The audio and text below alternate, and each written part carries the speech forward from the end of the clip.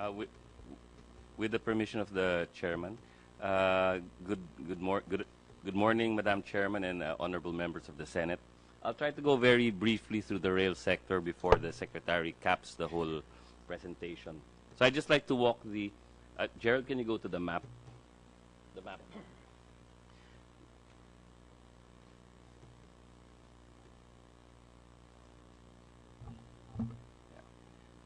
Just very quickly for the benefit of the senators. The rail system in Manila is basically comprised of 3 lines and PNR.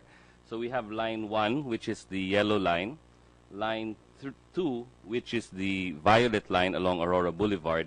Line 1 is the oldest. It was built in the 80s, and it's along Taft Avenue. And then we have line 3, which is the blue line along EDSA. Then we have PNR. I guess one distinction between PNR and the rest of the lines is it has 37 interfaces with the road. So the ability to run that train efficiently is really dramatically different from the rest of the lines in the network. The table.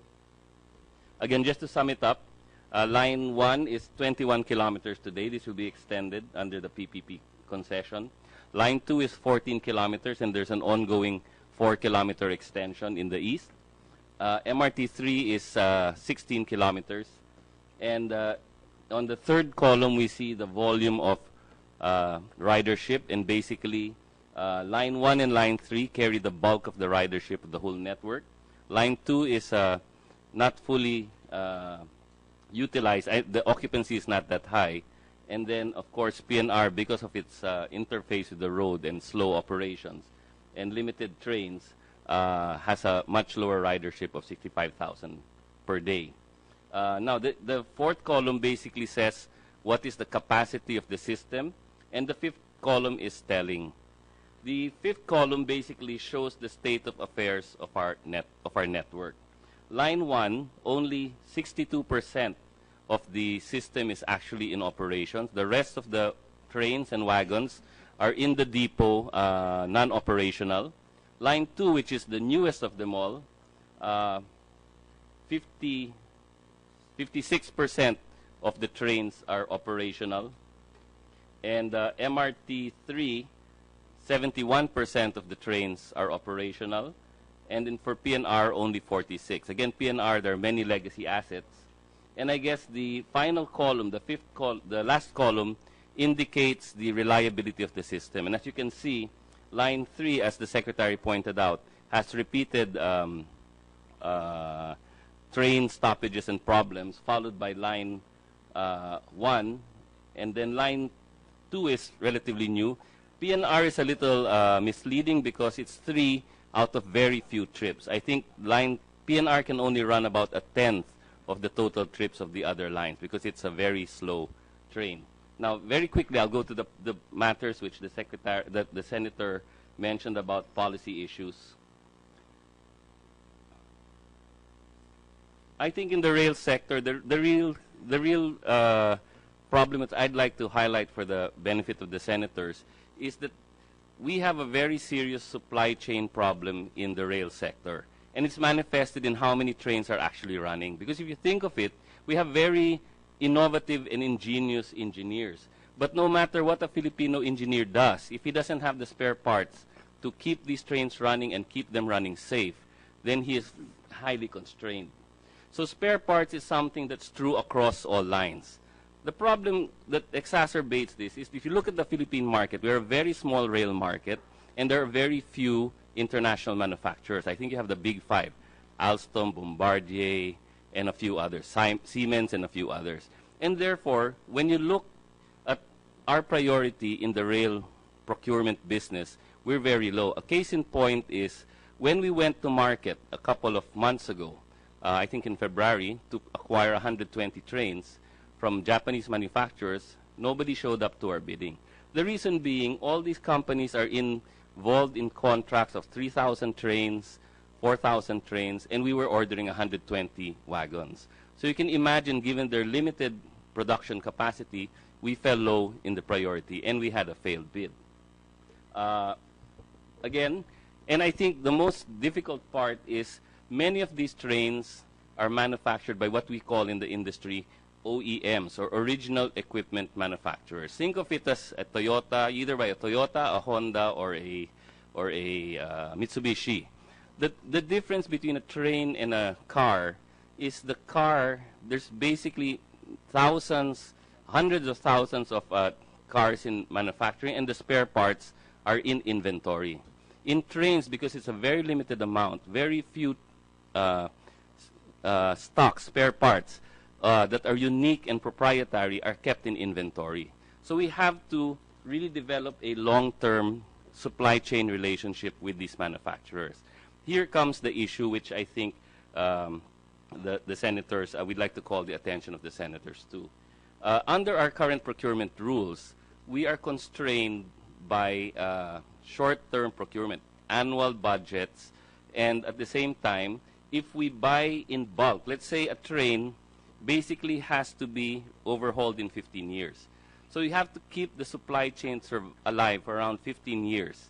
If you're unable to buy strategically or build a strategic relationship with these OEMs, they will put your train parts out of manufacturing. They'll take it off their assembly lines, and they'll do something bigger and more lucrative.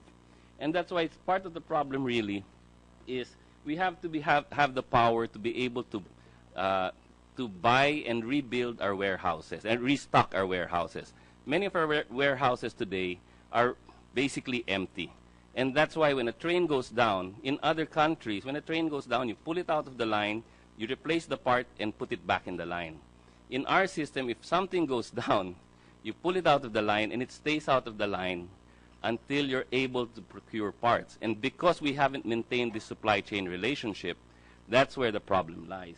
So what we're asking in terms of special powers is to relax the procurement rules when it comes to original equipment manufacturers. Not ball bearings, not tracks, because tracks are commodities. But there are certain goods in the industry which are very proprietary. So if you buy a Siemens train, you have to make sure you have the Siemens train spare parts for the next 15 years. And that goes into strategic contracting, which under our procurement rules are very difficult.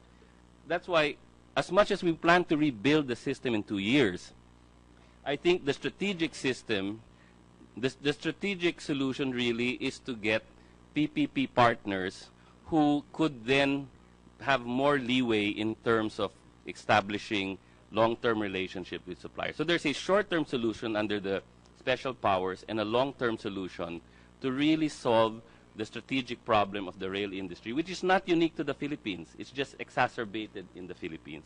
The next item, and may I just add, we consulted this with the people who are really running the system. And too often when they try to buy parts on the long term, because they're unable to consume it in 1 year, they're questioned by COA in terms of, you didn't spend it, therefore you over-purchased, and they are then hit with disallowances. For government people in the agencies, a disallowance of 100 million pesos or 10 million pesos could mean the difference between collecting your retirement or get an ombudsman case. So it's really, the bids and awards committee in the agencies are very cowed and intimidated by this interpretation of COA on the rules. The next slide, I'll go very quickly. Again, it's related to procurement, but again, and it goes to the point of being cowed. Too often when, sabi nga ni Secretary, may winner and may loser. The loser either goes to the court, intimidates the bids and awards committees in the media, threatens them, starts dropping names, and then it really cows the bids and awards committee. Now, we understand that there always has to be redress, but if we could raise this at the court at a very high level, wherein, yes, if there is reason to question the procurement, then it should be questioned. But if we could say at the until it reaches the Supreme Court, we assume a regularity of the transaction. And to the Secretary's point, we have, under his leadership, we will be held to that to account on these types of procurements.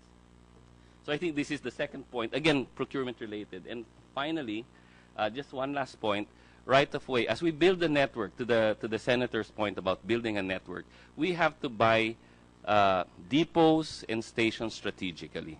Now, do we have the detailed engineering of these depots at this point in time? I don't think we have them. And because this is a very dynamic design process. But nevertheless, if we don't buy the depots today, then by the time we do need them, there's a building on top, there's a mall on top, and it really just makes the whole planning and procurement process a little more difficult. So it's really the strategic nature of the procurement system where we need help in this particular sector. I guess it applies to all, but it's very acute in the rail sector because it's a small market. Although you deal with big projects, you have very few transactions globally, and we're a very small market in the global rail sector. So thank you very much, Madam Chairman. Thank you for your presentation, USEC Quintanar. Boulevard. Line 1 is the oldest. It was built in the 80s, and it's along Taft Avenue.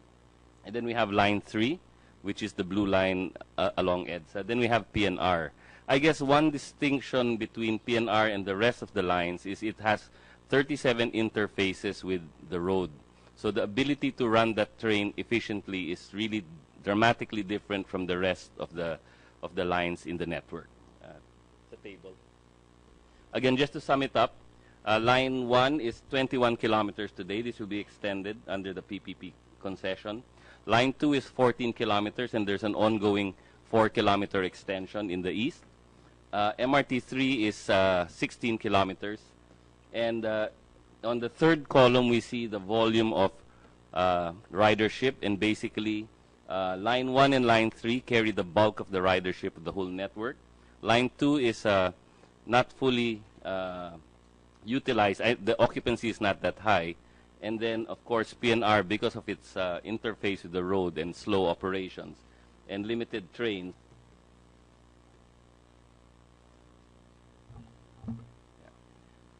Just very quickly for the benefit of the senators. The rail system in Manila is basically comprised of 3 lines and PNR. So we have Line 1, which is the yellow line. Line 2, which is the violet line along Aurora Boulevard. With the permission of the chairman, good morning, Madam Chairman and honorable members of the Senate. I'll try to go very briefly through the rail sector before the Secretary caps the whole presentation. So I'd just like to walk the... Gerald, can you go to the map? The map.